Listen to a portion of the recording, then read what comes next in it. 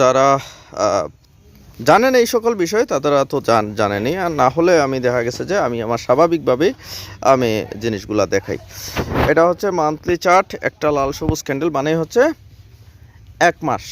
ঠিক আছে, এখানে যদি আমি চাপ দেই তাহলে একটা ক্যান্ডেল লাল সবুজ যাই থাক 1 মাস করে, তো 6 মাস করে যদি দেখি আমি, তো দেখেন এই হচ্ছে 14 সাল পর্যন্ত এই ঘটনা দেখা যাচ্ছে। ঠিক আছে, এই যে 14 সাল, তো এরপর থেকে 6 মাস করে আপনি চিন্তা করতে করতে দেখেন এই পর্যন্ত আসছিলেন। ঠিক আছে, 2000 মোটামুটি অর্থে 20 সাল ধরে, তারপরে 20 সালের পর থেকে এই যে বাড়লো 12 মাস, তারপরে এখানে দাঁড়াইছিল 3টা ক্যান্ডেল 318 মাস,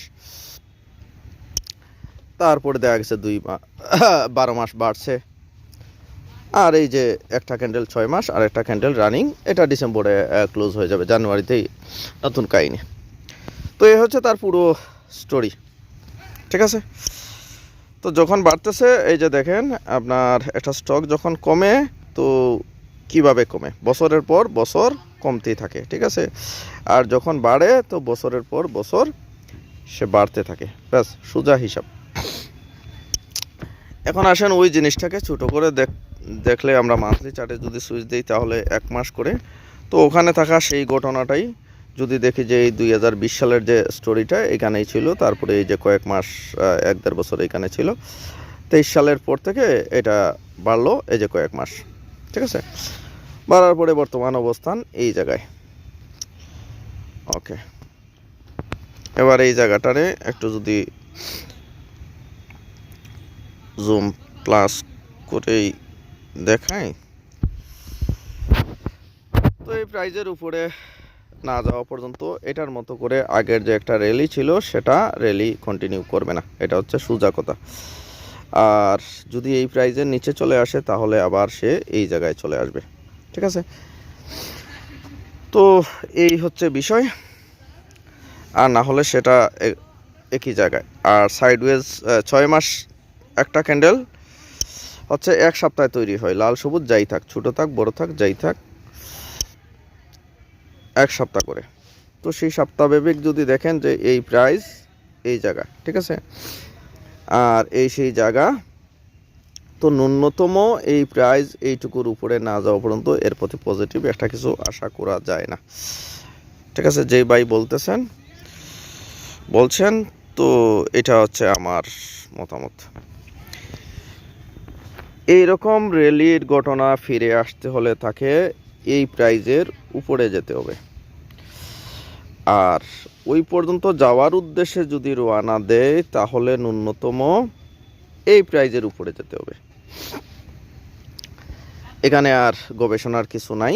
ঠিক আছে, আর বর্তমানে এই যে এইদিকে সুতা মারছে একটা ক্যান্ডেল 1 সপ্তাহ করে। ঠিক আছে, এই যে এই জায়গায়, তো এটা নিয়ে আমি আপনার 2 মাস আগে কিন্তু আমি বলছি যে এই প্রাইজের উপরে না যাওয়া পর্যন্ত কোনো নাটক হবে না। 2 মাস আগে কিন্তু এটা বলছি, তখন হয়তো প্রাইজে এই সকল জায়গায় ছিল বা ইত্যাদি ইত্যাদি। তো কেয়ারফুলি ন্যূনতম এইটুকুর উপরে যেতে হবে, এই প্রাইজের উপরে যেতে হবে। ঠিক আছে, এরপরে ওখানে গিয়ে হয়তো গেলে তো এই যে র্যালির ওইটার কন্টিনিউশনের ফরমেশনে আবার চলে আসবে, তখন এটা মনে করলেন একটা এটার হিসাবে একটা টাইম ওয়াইজ কারেকশন ছিল। গাড়ি অনেক দূর চলার পরে যেটা করে আর কি, অনেক দূর চলছে, এখান থেকে একটা র্যালি ছিল, এখানে যে একটা কারেকশন করছে, এখান থেকে একটা র্যালি ছিল, ওই হিসাবে এটা ছিল তার পুরোটাই একটা কারেকশন পিরিয়ড। ঠিক আছে, এর উপরে চলে গেলে সে আবার এই যে ট্রেন্ডের যে আপ ট্রেন্ডের যে মুখী ছিল এই মুখটা আবার কন্টিনিউয়েশন করবে, তখন আবার হয়তো লম্বা সুরা আরেকটা ইতিহাস আসবে। এই যে একটা ট্রেন্ড ছিল, এইটুকু উপরে গেছে বলে এইটুকু একটা কারেকশন, এইটুকু উপরে গেছে বলে এইটুকু একটা কারেকশন, যদি সেটা এটার উপরে যায় তাহলে কথা, আর ন্যূনতম এই প্রাইজের উপরে যেতে হবে।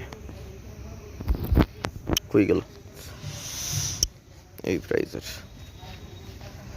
এখন এই 1-2 সপ্তাহ যে আপনার বাড়ছে, এই যে আপনি দেখছেন সবুজ বাতি জ্বলতেছে,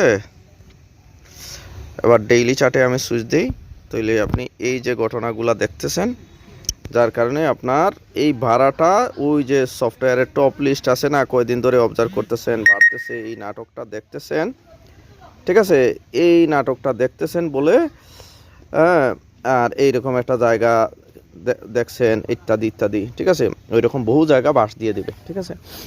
তো এইরকম ঘটনার পরিপ্রেক্ষিতে আপনার চোখে লাগছে, আর হইতে পারে আজকে হোল্টেড ছিল, এই হিসাবে আপনার জিনিসটা একটু নজরে আসছে। তো এরকম হোল্ড বলেন আর এইটা বলেন সেটা বলেন, এগুলো আসলে আমার কাছে কোনো মিনিং আসে না, ঠিক আছে। আমি একটা জিনিসের বর্ডার ভিউ দেখি, বড় কিছু দেখি, এই হচ্ছে বিষয়।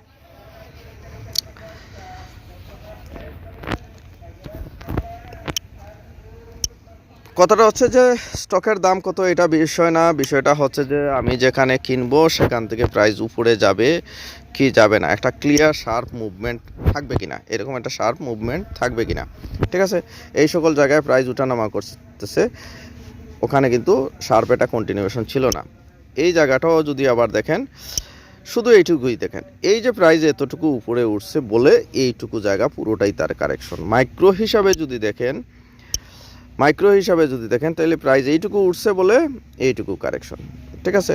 আবার এটা প্রাইস এইটুকু উঠছে বলে পরে আবার কম করবে। তো এইগুলো ছোটো ছোটো ব্যাপার, আমি এইগুলা দেখা গেছে যে এগুলো নিয়ে কথা বলার আসলে কোনো কিছু না। এখানে হচ্ছে ওভারভিউ, এইটুকু উঠছে, এখন গাড়ি এখানে নাস্তা পানি করতেছে, তেল তুল ভরতেছে, ইত্যাদি ইত্যাদি বিষয়। আবার এইরকম যদি একটা কন্টিনিউশন পেতে চান তাহলে ওই প্রাইস ওই এলাকার উপরে যেতে হবে। গাড়ি আবার লাইনে আসতে হবে না, ও তো ওখানে নাস্তা পানি করতেছে, গাড়ি একবার পিছনে যাচ্ছে, পিছনে যাচ্ছে, এইদিকে যাচ্ছে, ওই দিকে যাচ্ছে, তো আবার গাড়ি লাইনে আসো, তো ঠিক আছে, তখন বোঝা গেল না সে আবার আগের ট্রেনটাকে সে কন্টিনিউয়েশন করবে। আর একটা ট্রেন যখন হয় তো মোটামুটি ভালোই একটা কন্টিনিউয়েশন করে, আদারওয়াইজ ন্যূনতম আপনাকে এইটুকু জায়গা দেখাই দেই, এই জায়গাটা, ঠিক আছে। এটা আগেও বলছি, 2 মাস আগেও বলছিলাম, এখনও সেটাই বলতেছি।